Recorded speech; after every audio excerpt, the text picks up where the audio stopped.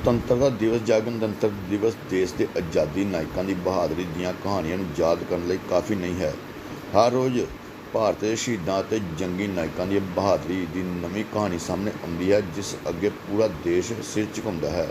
ਅਜਿਹਾ ਇੱਕ ਨਾਇਕ ਹਿਰਾਸ ਦਾ ਰਹਿਣ ਵਾਲਾ ਹੈ, ਭਾਰਤੀ ਸੈਨਾ ਵਿੱਚ ਤੋਪਚੀ ਜਿਸ ਦਾ ਨਾਮ ਦੀਪਚੰਦ ਹੈ, ਜੋ ਫੌਜ ਦੇ 3 ਮੁੱਖ ਆਪਰੇਸ਼ਨ ਰਕਸ਼ਕ, ਆਪਰੇਸ਼ਨ ਫਤਿਹ, ਕਾਰਗਿਲ ਅਤੇ ਆਪਰੇਸ਼ਨ ਪਰਾਕਰਮ ਸਮੇਤ ਫੌਜ ਦੇ ਕਈ ਆਪਰੇਸ਼ਨਾਂ ਦਾ ਨਾਇਕ ਰਿਹਾ ਅਤੇ ਆਪਣੀਆਂ ਤੋਪਾਂ ਨਾਲ ਬੋਫਰਸ ਸਮੇਤ ਦੁਸ਼ਮਣਾਂ 'ਤੇ 15,000 ਤੋਂ ਵੱਧ ਗੋਲੇ ਦੁਸ਼ਮਣ ਦੀ ਸੈਨਾ 'ਤੇ ਸੁੱਟੇ ਅਤੇ ਕਾਰਗਿਲ ਯੁੱਧ ਵਿੱਚ ਵੀ ਉਹਨਾਂ ਨੇ ਪਹਾੜੀਆਂ ਦੇ ਪਿੱਛੇ ਸੁੱਟੇ ਗਏ 10,000 ਗੋਲੇ ਦਾਗ ਕੇ ਦੁਸ਼ਮਣ ਫੌਜ ਦੀਆਂ ਅਹਿਮ ਚੌਂਕੀਆਂ ਨੂੰ ਉਡਾ ਕੇ ਜੰਗ ਜਿੱਤਣ ਵਿੱਚ ਅਹਿਮ ਭੂਮਿਕਾ ਨਿਭਾਈ।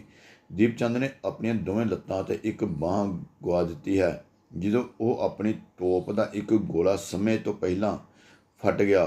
ਉਸ ਦਾ ਪੂਰਾ ਢਿੱਡ ਵੀ ਫਟ ਗਿਆ ਸੀ, ਪਰ 3 ਸਾਲ ਦੇ ਇਲਾਜ ਤੋਂ ਬਾਅਦ ਅੱਜ ਉਹ ਸਿਹਤਮੰਦ ਹੋ ਗਿਆ ਹੈ। ਪਰ ਦੇਸ਼ ਦੇ ਪ੍ਰਤੀ ਜਨੂੰਨ ਕਾਰਨ ਉਸ ਦੀਆਂ ਦੋਵੇਂ ਲੱਤਾਂ ਨਾ ਹੋਣ ਦੇ ਬਾਵਜੂਦ ਵੀ ਉਸ ਦੇ ਕਦਮ ਅਜੇ ਤੱਕ ਨਹੀਂ ਰੁਕੇ। ਸ਼੍ਰੀ ਰਾਧੇ ਕਲਾਥ ਹਾਊਸ ਅਤੇ ਬੁਟੀਕ, ਜਿੱਥੇ ਤੁਹਾਨੂੰ ਅਣਸੀਤੇ ਲੇਡੀ ਸੂਟ, ਰੈਡੀਮੇਡ ਸੂਟ ਅਤੇ ਬੱਚਿਆਂ ਦੇ ਰੈਡੀਮੇਡ ਕੱਪੜੇ ਬਾਜ਼ਾਰ ਨਾਲੋਂ ਬਹੁਤ ਹੀ ਘੱਟ ਰੇਟਾਂ 'ਤੇ ਮਿਲਦੇ ਹਨ ਅਤੇ ਨਵੇਂ ਡਿਜ਼ਾਈਨਾਂ ਦੇ ਵਿੱਚ ਸੂਟਾਂ ਦੀ ਸਿਲਾਈ ਕੀਤੀ ਜਾਂਦੀ ਹੈ। ਪਤਾ ਨੋਟ ਕਰੋ, ਸ਼੍ਰੀ ਰਾਧੇ ਕਲਾਥ ਹਾਊਸ ਅਤੇ ਬੁਟੀਕ, ਨੇੜੇ ਅਮਰ ਕਲੀਨਿਕ, ਡੜਵਾ ਰੋਡ, ਧਾਰੀਵਾਲ। ਵਧੇਰੇ ਜਾਣਕਾਰੀ ਦੇ ਲਈ ਸਕਰੀਨ ਦੇ ਉੱਪਰ ਨੰबर ਦਿੱਤੇ गए हैं। भारत मैं नायक दीपचंद 1889 मिसाइल रेजिमेंट कारगिल पंचग्रामी गांव पावड़ा हिसार हरियाणा का रहने वाला हूं और अभी फ़िलहाल मैं नासिक महाराष्ट्र में रह रहा हूं।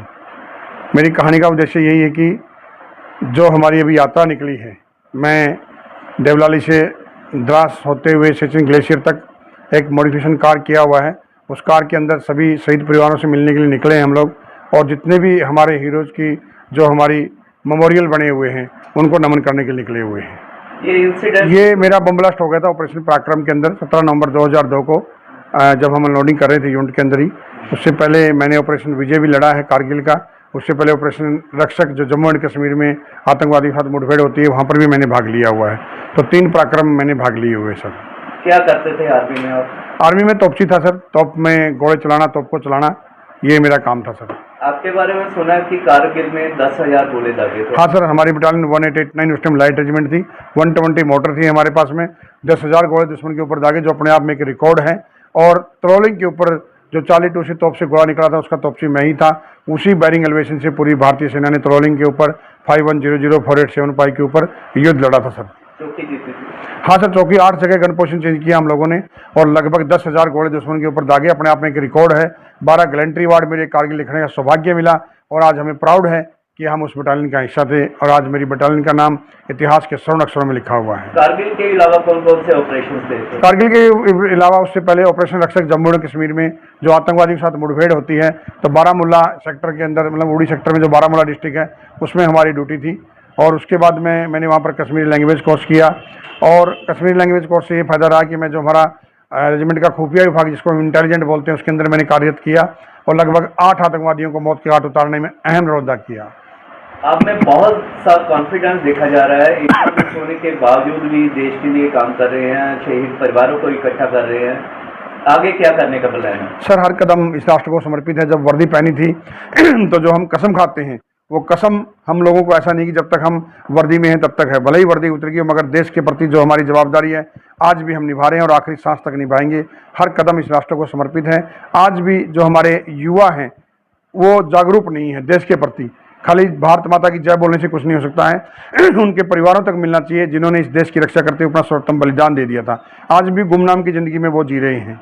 तो मेरा सभी से यही अनुरोध है कि जितने भी हीरोज हैं हमारे, जिन्होंने निस्वार्थ इस मातृभूमि के लिए बलिदान देके गए हैं, उनकी कहानियाँ सुनिए, उनके परिवारों से मिलिए। ये मुहिम मैंने शुरू की है, और मैं चाहता हूँ कि जितने भी युवा हैं या देश की जो 144 करोड़ जनसंख्या है, इस मुहिम के अंदर हिस्सा बने, ताकि आने वाली पीढ़ी को भी एक अनुभव रहे, और उन परिवारों को भी रहे कि कोई बात नहीं, एक हमारा सदस्य चला गया, कोई बात नहीं, पूरा देश आपके साथ में है। ये मातृभूमि, ये जन्मभूमि, ये कर्मभूमि हमेशा ही उनको नमन करती रहेगी सर। आप कब भर्ती हुए थे और ये इंसिडेंट कब का है? 17 नवंबर 2002 को मुझे चोट लगी थी ऑपरेशन पराक्रम के दौरान, और 1994 के अंदर मैं भर्ती हुआ था सर। सरकार की तरफ से सेटिस्फाई है कुछ? बिल्कुल सर, सरकार की तरफ से ऐसा था कि मेरा तो उद्देश्य था, नेताजी सुभाष चंद्र बोस की फ़ोटो को देख करके मैंने भारतीय सेना को ज्वाइनिंग किया था। हम लोग सर, सैनिक जो आते हैं वतन के लिए भर्ती हुए थे, वेतन के लिए नहीं हुए थे।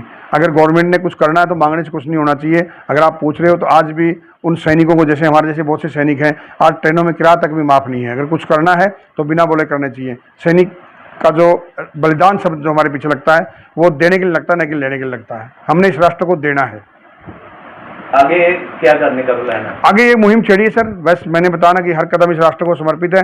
मैं चाहता हूँ जब तक शरीर में सांसें रहें उन वीरों की कहानी आप लोगों तक पहुँचाता रहूँ। मैं आप सभी के माध्यम से मैं चाहता हूँ कि पूरे भारतवर्ष में हर परिवार से मिला जाए, हर उसकी शहादत के ऊपर जाया जाए या हर उनके जन्मदिन के ऊपर जाया जाए। जिस तरह से लिख भी रहे हैं उन पे? सर लिख रहे हैं, हमारे साथ में अभिषेक जी साथ में हैं, वो साथ में लिखा पढ़ी का भी काम करते हैं और रूबरू मिलते हैं। मेरा कहने का मतलब है किताबें बहुत से कम आदमी पढ़ते हैं मगर दिल की किताबें हर आदमी पढ़ता है। हम चाहते हैं कि उनके दिलों में जगह बननी चाहिए, एक दूसरे से इंटरेक्शन और प्यार होना चाहिए सर।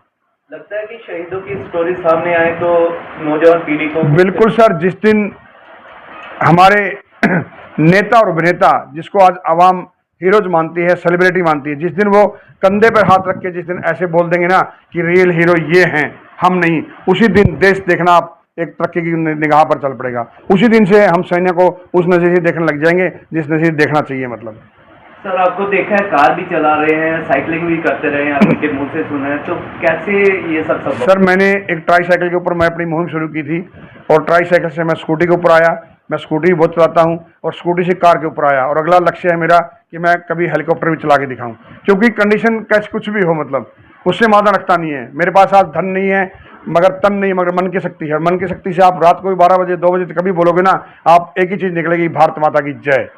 देशभक्ति 15 अगस्त 26 जनवरी या ऐसे मौक़ों पर फूटती है जब कोई भारत पर आक्रमण हो या कुछ आतंकवादी वगैरह घुस आए। कुछ कहना चाहेंगे इस बारे में? बिल्कुल कहना चाहूँगा सर उस आवाम को, क्योंकि आवाम को एक हमारी जो भारतीय सेना है वो इस देश की ऑक्सीजन है और इस ऑक्सीजन को आपने बचाना है। भारतीय सेना हमेशा जिताने का काम करती है। अगर देश दोबारा से हारेगा तो गंदे राजकारण के कारण हारेगा। भारतीय सेना कभी भी इस देश को हार नहीं देगी जब तक उनके हाथ में कमांड रहेगी। मतलब लोगों को क्या अपील करना? लोगों से यही अपील है कि जितना हो सकता है युवाओं से खास करके, बाकी फालतू चीज़ों को नशा इसको छोड़ करके भारतीय सेना में भर्ती होइए, अपना और इस देश का उज्जवल भविष्य बनाइए। बाकी मैं यही बताऊंगा कि जब हम पोस्टों पर रहते हैं, जब हम ड्यूटी पर रहते हैं तो बड़े बड़े चार्टर प्लेन, बड़ी बड़ी तोहफे हमारे पास रहती है, 10वीं पास आदमी रहते हैं मगर इतना माइंड रहता है हमारे पास, बड़े बड़े हथियार चलाते हैं। वही जब सैनिक रिटायरमेंट हो जाते हैं तो एक सिक्योरिटी गार्ड के अलावा कोई ड्यूटी नहीं मिलती, उनको वो सम्मान नहीं मिलता जो सम्मान के वो हकदार हैं। और वही मेरा मुद्दा है। आज बहुत सी पिक्चरें भी बनी हैं मगर पिक्चर बनाने वालों का सम्मान ज़्यादा है, किसके ऊपर पिक्चर बनी उनको नाम भी नहीं जानते। आज भी हमारे कारगिल के अंदर देखिए आप कितने जवान शहीद हो गए हैं, कोई एक आदमी का भी नाम नहीं जानता है। तो यही मेरी मुहिम है कि जब तक शरीर के अंदर सांसें हैं हर कदम इस राष्ट्र को समर्पित है और जब जाऊं तो बस इन वीरों की गाथा आप लोगों तक पहुंचा के जाऊं सर।